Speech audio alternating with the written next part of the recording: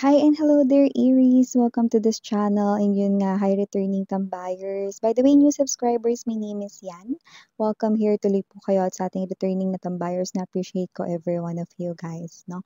And also, kung hindi nyo ba knows, meron pa tayong other channel. Link is down below sa ating description box. So if interested, just click that link para kayo ay mapunta doon sa ating other channel kung saan nag-upload din tayo ng collective readings for all signs every day. At yun nga, wala tayong gender dito, babae, lalaki, LGBT, everybody ay welcome. Pwede rin pong i-switch yung mga roles dahil possible talaga magka-switch kasi general reading ito. And at the end of the day, lahat ay may free will na free mong gamitin anytime, anywhere. Cross-watchers ni Aries, welcome ka rin at may Aries placement sa natal chart or birth chart, welcome ka din. So just take only what resonates, guys. At ngayon ay gagawin natin is yung no contact situation. So kukunin natin, no, kung sino man yung no contact kayo na situation at kung sino mahahagip ng inyong energies, no? So kung sino yung most likely na kumokonek sa inyo, no? Pwede rin tayo makakuha ng 1 to 2, no, more likely energy. So let us see, Aries, Archangel Michael, thank you so much. Angel guides of Aries, can we get messages for them about this no contact situation with someone? With anyone right here, can you please show me?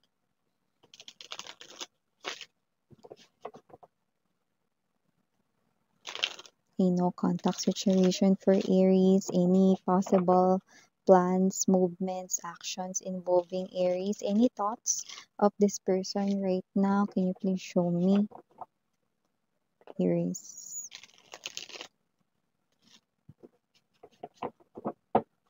Okay, let's go ahead and see these messages right here for you, Aries. So you do have here the energies of Eight of Flutes, pero Five of Flutes ito, no? Mamaya sabihin ko sa inyo. We also have here this cocktail party. We also have here Four of Mirrors. Present din ang Nine of Rings, Nine of Mirrors, Ace of Roses.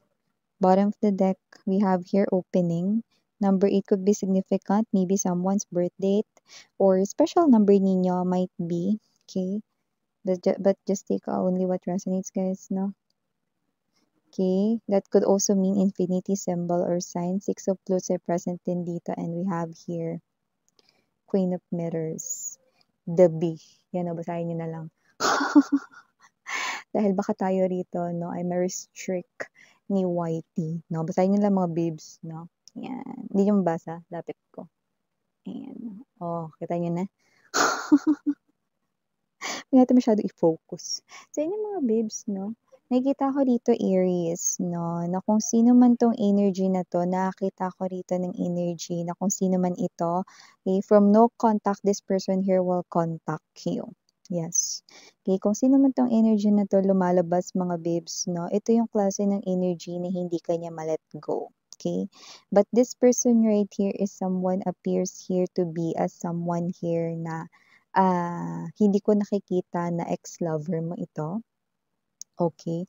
Pero nakikita ko rito na kung sino man 'tong energy na ito parang, nagkaroon ka ng bad impression sa kanya. Alam mo yung energy na parang habang nanliligaw siya or during the courtship stage or ligawan stage ninyo 'no, possible rito 'no, na nakagawa siya rito ng bagay na puwedeng something off 'no, para sa'yo 'no, or parang feeling mo hindi maganda yun na gawain or whatever 'no. Something here na posibleng nagpa-disappoint sa inyo 'no. So, parang dahil dun 'no, maaaring nasira yung plano niya rito 'no, na magpa-impress sa inyo 'no, parang ganyan.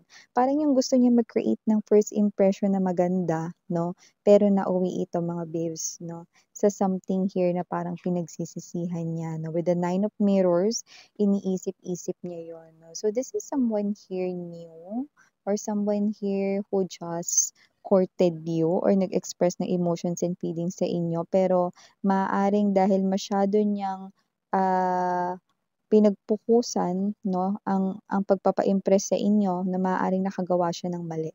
Kasi may mga gano'ng klase ng instances 'di ba, parang 'pag masyado mong pinagpaplanuhan, okey, hindi mo na naiisip masyado kung ano yung pinakapuwedeng maging impact nun, okey? Unless yung tingin lang niya yung nakikita niya 'no, na posibleng maging outcome nun. Pero siyempre iba-iba naman yung thinking ng iba-ibang mga tao 'no. So parang pagdating sa'yo mali yun, hindi yun tama 'no. So parang dun pa lang 'no, nag-create na rito ng energy na parang nasira niya 'no, yung first impression na sana ay maganda 'no, na makikita mo sa kanya.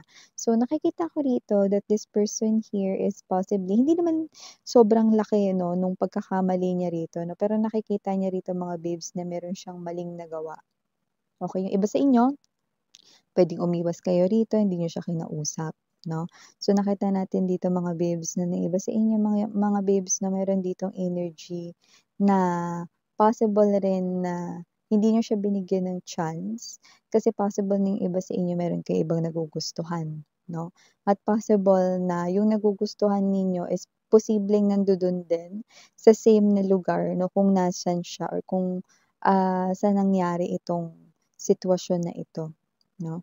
So, parang ayaw magpakita ng motibo lalo na kung may gusto kang iba tapos parehas pa kunyari ganito, 3 kayong magkakasama sa trabaho na sabihin natin may pa-event yung company 'no, so iniiwasan mo rito entertainin 'tong tao na 'to na may gusto sa'yo kasi meron kang ibang nagugustuhan para hindi magkaroon ng ibang iniisip yung taong gusto mo 'no, na meron kang ini-entertain na iba, okey? So, yun ay kung merong ibang gusto yung iba sa inyo 'no, at kung wala naman, nakakita tayo rito mga babes 'no, na may mga energies na ito yung klase ng energy na parang meron siya ritong feeling niya na gawang something sa'yo, 'yan. So, posibleng ito ay nahihirapan siyang i-open up sa inyo at medyo naiinggit siya sa mga nakakausap mo 'no, parang buti pa sila kinakausap ni Aries 'yan 'no, or parang buti pa sila, nakakatawanan ni Aries, nakakalapit kay Aries, ako hindi ako makalapit 'no. So, we have here this 5 of Flutes, 8 of Flutes 'no, may message ka pa rin niya kahit na ganyan yung nafi-feel niya 'no. So, kung sino man 'tong energy na 'to 'no, parang magkakaroon siya ng lakas ng loob 'no, na i-message kayo rito at i-open up sa inyo 'no, yung kanya ritong nararamdaman 'no. Parang gusto niya itong maging klaro na parang kung may nagawa man ako sa'yo, collective Aries, na hindi mo gusto, puwede bang sabihin mo sa'kin kasi gustong-gusto talaga kita to the point na sobrang iniingatan ko talaga 'tong connection natin. So, kung may nagawa man akong hindi maganda sa'yo, please sabihin mo sorry na rin in advance 'no, yung parang hindi niya alam 'no, kung meron ba siyang nagawang something sa'yo 'no, or baka naman yung iniisip niya rito na nagawa niya 'no, hindi pala yun yung something na posibleng hindi mo nagustuhan 'no, na nagawa niya. So, lahat naman ng issues na pag-uusapan rito 'no. Pero yung iba nga talaga sa inyo nakikita ko rito na posibleng hindi niyo siya bigyan ng chance dahil meron na nga kayong ibang nagugustuhan, na yung nakikita ko rito 'no. So, kung sino man yung iba niyong nagugustuhan, well, meron ditong pahapyaw na message 'no, na posibleng kung sino yung nagugustuhan ninyo alam din itong tao na 'to, okey? Itong tao na 'to 'no, na may gusto sa inyo 'no. Dahil posibleng kung sino man yon, puwedeng meron din talaga siya ritong nararamdaman na meron ding gusto sa'yo yung ka-connect niya. Kaya rin kasi nagmamadali siya rito, mukhang ramdam niya rin yun. So, nakikita ko rito 'no, na posibleng yung iba sa inyo na kung meron man kayong ibang gusto lumalabas na gusto din kayo ng tao na yun, pero itong tao na 'to na pinaka nakuha natin yung energy rito 'no, na talagang sapaw. Ito yung tao na nakikita ko talaga na kokontakin kayo rito 'no. Alam mo head over heels ito sa'yo na nakikita natin dito 'no. Kaya nga lang meron siyang ugali, 'yan 'no. Kung sino man 'tong energy na 'to 'no, meron siyang ugali na hindi maganda at baka yan ay lumabas sa future kaya 'to lumabas na dabi, 'yan 'no.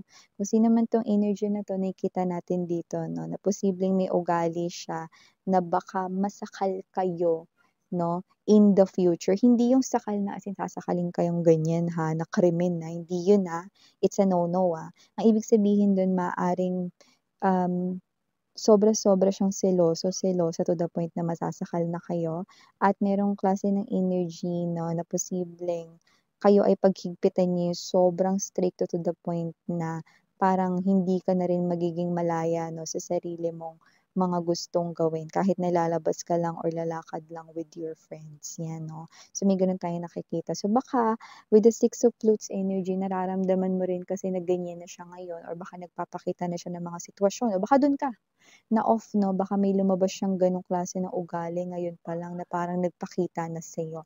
So, may gano'ng klase ng energy 'no. So, kung sino man 'to Aries 'no, kakausapin ka nito, no contact situation 'no, at yun nga 'no, yung crush mo mukhang alam niya na may gusto rin sa'yo 'no. So, nakakuha ako 'no ng, connection 'no, na itong person na 'to 'no ay kokontakin kayo.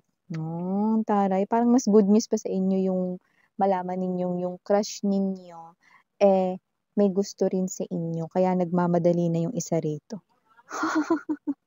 Okay. So, yung mga babes 'no, ito yung mga messages right here for you, Aries. Thank you so much again. I'm Yuriana on ni Sarang Heyo, Love and Light.